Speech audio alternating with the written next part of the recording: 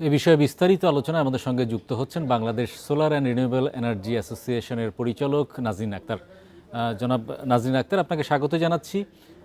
আমরা যেটা দেখলাম যে নীতিমালা নেওয়া হয়েছিল এই বছরের মধ্যেই ৩,০০০ মেগাওয়াট সৌরভিত্তিক যে বিদ্যুৎ সেটা যুক্ত হবে গ্রিডে।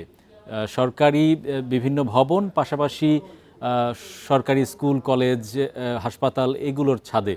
ওপেক্স এবং ক্যাপেক্স দুই মডেলে এই প্রকল্প সরকার গ্রহণ করে, কিন্তু এখন পর্যন্ত আপনাদের যে ধরনের জায়গায় বিনিয়োগের সুযোগ রয়েছে ওপেক্স মডেলে, স্কুল, কলেজ, হাসপাতালগুলোর ছাদে, সেই জায়গায় এখন পর্যন্ত আপনারা কতটুকু মানে অগ্রগতি দেখতে পাচ্ছেন? ধন্যবাদ। এখন পর্যন্ত যেটা হয়েছে যে নীতিমালাটাতে প্রথমে ছিল যে বাই ডিসেম্বর কমপ্লিট করতে হবে, তবে এখন টাইম লাইনটা একটু ফ্লেক্সিবল করা হয়েছে, ওপেন করে দেওয়া হয়েছে।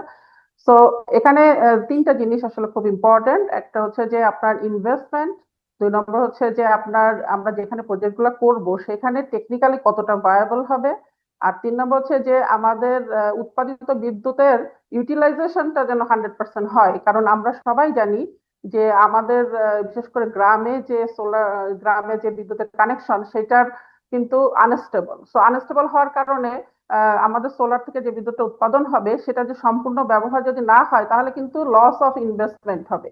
তো এই জায়গাটাতে আমাদের কাজ করতে হবে সবাইকে, যে যেহেতু গ্রামগঞ্জের যে জায়গাগুলোর কথা বলা হয়েছে, স্কুল বা হসপিটাল, এগুলোতে কিন্তু খুব ছোট ছোট সিস্টেম। তো সিস্টেম ছোট এবং এখান থেকে উৎপাদিত বিদ্যুৎ যদি গ্রিড না থাকার কারণে লস হয় তাহলে কিন্তু ইনভেস্টমেন্টটা ভায়াবল হবে না। তো এই জায়গাগুলোতে আমাদের মনে হয় যারা পলিসি মেকার তাদেরকে একটু সুনজর দেওয়া দরকার, যে যাতে আমাদের প্রাইভেট সেক্টর ইনভেস্টমেন্টটা যাতে রিটার্নটা সঠিকভাবে আসতে পারে আর কি।